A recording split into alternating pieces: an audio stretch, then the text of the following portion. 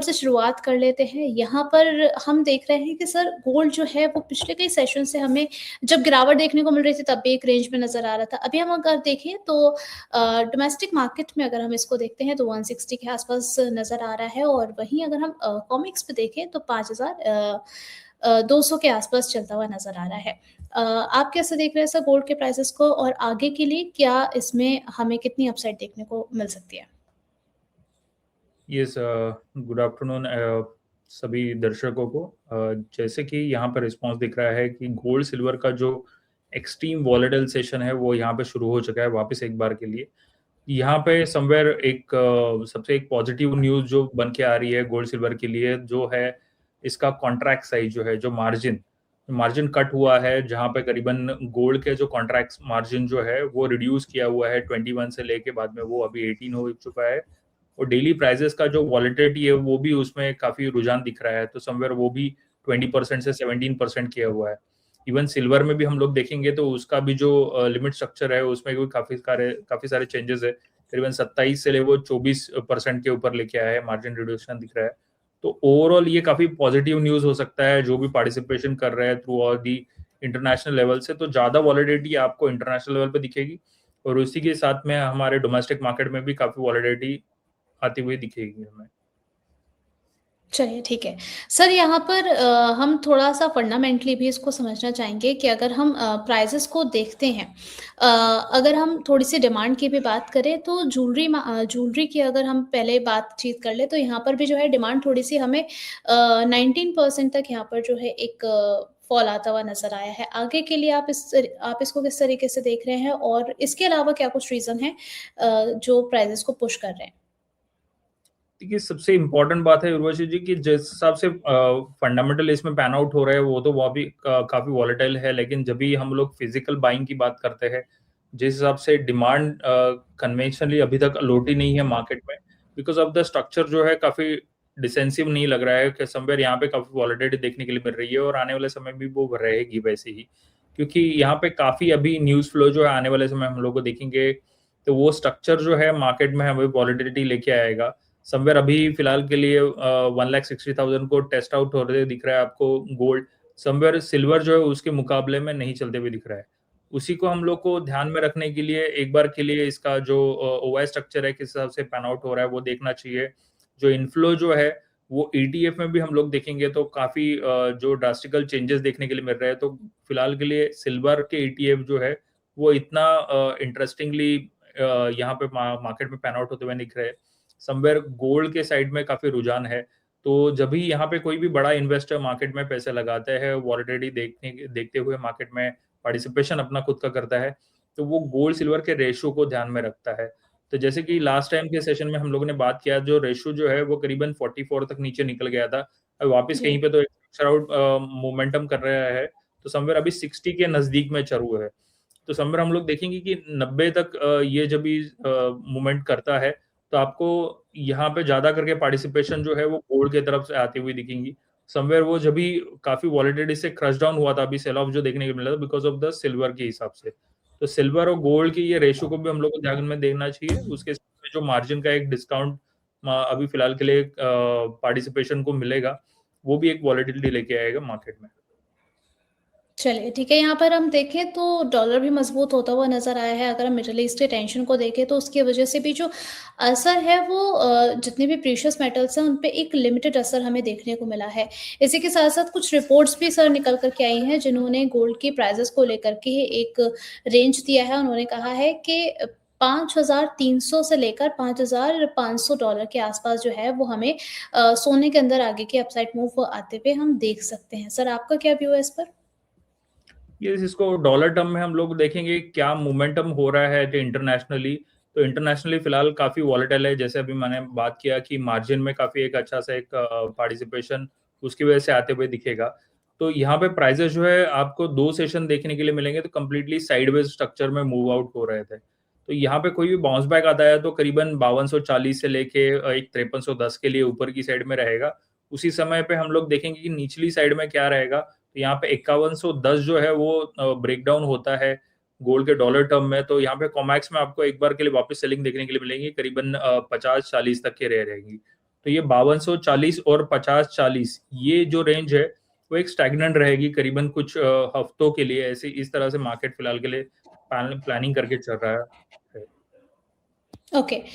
यहाँ पर सर आपने अपने इससे पहले वाले एक आंसर में कहा था कि गोल्ड हमें जो है वो लॉन्ग टर्म के लिए हम थोड़ा-सा कंसीडर करके चलें, तो अभी जितनी हमने स्टेबिलिटी देखी पिछले कुछ सेशन में जब हमने काफ़ी ज़्यादा फ्लक्चुएशन देखा था सिल्वर के प्राइसेस में, उस दौरान पे अगर हम थोड़ा-सा इसको गोल्ड से कंपैरिज़न इसका करके देखें, तो गोल्ड थोड़ा ज़्यादा स्टेबल रहा है। क्या अभी भी हम उसको थोड़े-से लॉन्गर टर्म के लिए सेफ एसेट मान करके चल सकते हैं? इस मार्केट में आपको गोल्ड सिल्वर में फिलहाल के लिए कंपैरिजन करना रहेगा तो एक दौरान ऐसा था कि जहाँ पे सभी लोग जो है सिल्वर के ऊपर बड़ी बेट लगा रहे थे, लेकिन सिल्वर बेट का जो फिलहाल स्ट्रक्चर जो है आफ्टर द चाइना मार्केट वापस रीओपन होने के बाद फ्राइडे से हम जी। लोग जो देख रहे हैं वो करीबन ऐसे कुछ साउंड नहीं कर रहा है कि मेटल के ऊपर का भी उनका फिलहाल के लिए कोई फोकस है। और जिस तरह से फेड के वहाँ पे नतीजा आ रहे हैं जजमेंटम सभी जो है वो फेवरेबल नहीं है। तो एक समवेयर वो प्रेशर बनाते चल रहा है डॉलर के ऊपर और उसी समय पे हम लोग देख रहे हैं जो एक्सपोर्ट इंपोर्ट है उसके ऊपर इम्पैक्ट गिरेगा। तो आने वाले समय में कुछ पॉज मोमेंटम फिलहाल के लिए देखने को मिलेंगे हम लोग को बेस मेटल पे। और इसका इम्पैक्ट जो है ऑब्वियसली सिल्वर जो है एक इंडस्ट्रियल मेटल के हिसाब से जाना जाता है तो उसके ऊपर भी हमें देखने के लिए मिलेगा। तो फिलहाल यहाँ पे कहीं पे तो आपको बीट करनी रहेगी, मार्केट में पार्टिसिपेशन करना रहेगा, तो वो गोल्ड के थ्रू या गोल्ड की ईटीएफ के थ्रू आप पार्टिसिपेशन करेंगे तो वो सबसे अच्छा एक बेटर विकल्प हो सकता है। चलिए ठीक है, यहाँ पर गोल्ड के लिए सर आपकी तरफ से कोई ट्रेडिंग कॉल है? इस मार्केट फिलहाल जैसा स्ट्रक्चर बना के चल रहा है तो समवेयर ये ऊपरी लेवल पे एक बार के लिए वापस सेलिंग दिखा सकता है। तो करीबन अप्रैल का कॉन्ट्रैक्ट जो है गोल्ड का यहाँ पे करीबन 1,62,000 के आसपास मिलता है तो उसमें सेलिंग की जा सकती है। 1,63,300 का यहाँ पे स्टॉप लॉस मेंटेन करना रहेगा, वापस एक बार के लिए सेलिंग प्रेशर दिखेगा जहाँ पे प्राइसेस जो है 1,59,700 से लेके 1,59,100 तक के रुझान के लिए रहेंगे। चलिए ठीक है, आपको गोल्ड की तरह गोल्ड में जो है आपको एक ट्रेडिंग कॉल दी गई है जिसके लिए आपको टारगेट्स बताए गए हैं, स्टॉप लॉस आपको रखना है 1,63,300 का और इसके ज़रिए आप जो है वो गोल्ड के अंदर ट्रेड कर सकते हैं। अब नेक्स्ट सिल्वर के बारे में सर थोड़ा-सा देख लेते हैं। सर सिल्वर के प्राइसेज़ में जिस तरीके से हमने लास्ट सेशन में अपसाइड मूव आते हुए देखा है, अब जो है एक हल्की गिरावट भी देखी जा रही है। आपके अकॉर्डिंग अब यहाँ से प्राइसेज़ जो हैं वो और डाउन साइड जाते हुए नज़र आएँगे हमें? नहीं, जैसे कि चाइना मार्केट ओपन हुआ है और उसका इम्पैक्ट जो है ओवरऑल बेस मेटल के ऊपर थोड़ा कम दिख रहा है, लेकिन ये एक स्पेशियस मेटल का ही एक हिस्सा है, तो ऑब्वियसली गोल्ड में मूवमेंट होगी तो थोड़ा बहुत यहाँ पे आपको हिस्सेदारी जो है वो सिल्वर के थ्रू भी देखने के लिए मिलेगा। तो फाइनली तो यही राय है कि बाउंस पे सेल करने की राय रहेगी, क्योंकि अभी भी जो स्ट्रक्चर है वो कोई सपोर्टिव नहीं है फॉर द लॉन्ग पोजीशन बनाने के लिए। तो और भी एक नेक्स्ट फॉल हो सकता है जो फिलहाल के लो बनाया हुआ है मार्केट में। तो एक बार के लिए वापस वो नया लो के लिए मार्केट मोमेंटम कर सकता है डिपेंडिंग ऑन द कैसे हिसाब से जियोपॉलिटिकल न्यूज़ जो है इन्फ्लो हो रहे हैं। ओके, सर थोड़ा-सा हम डॉलर टर्म्स में सिल्वर को समझना चाहेंगे। कॉमिक्स पे सिल्वर कहाँ पर बेस बनाता हुआ आपको नज़र आ रहा है? इसका भी फिलहाल प्राइसेस जो चल रही है करीबन 87 के आसपास चालू है। यहाँ पे फिलहाल रेजिस्टेंस जो बन के चल रहा है वो 95 का है और यहाँ पे कहीं पे भी एक सेलिंग प्रेशर देखने के लिए मिलेगा। तो समवेयर प्राइसेस फिलहाल सपोर्ट जो है 81 पे ली है, लेकिन इसका मेजर सपोर्ट जो फिलहाल मार्केट में जो बन रहा है वो करीबन 73 के आसपास है। तो 73 ब्रीच होता है तो मार्केट में एक नया फॉल देखने के लिए मिलेगा, करीबन 67 से लेके वो 62 तक जाएगा। और इसी समय पे आपको रेजिस्टेंस मिलेगा तो जहाँ पे बेचने की राय रही करीबन 95 के यहाँ पे डॉलर टर्म में सिल्वर में।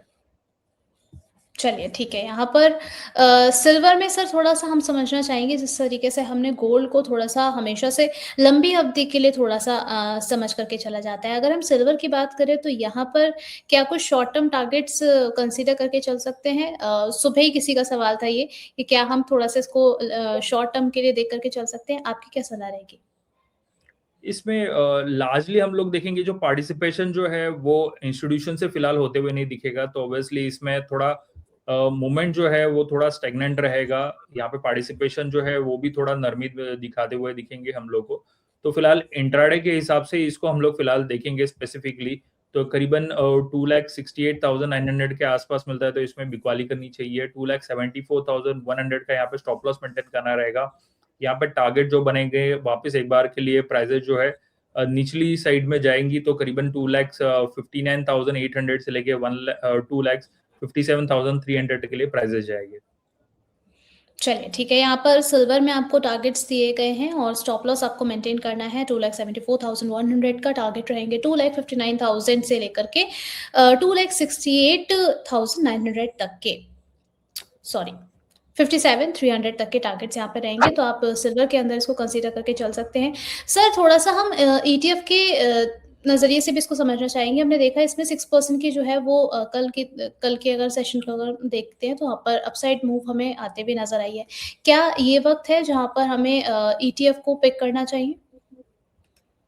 नहीं, फिलहाल आप सिल्वर की अभी जैसे मैंने बात की, तो थोड़ा नरमी रहेगा, यहाँ पे पार्टिसिपेशन भी है, थोड़ा विथड्रॉल करते हुए दिख रहा है। तो एक सिल्वर और गोल्ड के बीच में ईटीएफ कोई चूज़ करना रहेगा, तो फिलहाल के लिए आपको गोल्ड के ईटीएफ के पास देखना चाहिए। सिल्वर में थोड़ा-सा नरमी दिख रहा है, तो सिल्वर को फिलहाल के लिए अवॉइड करें।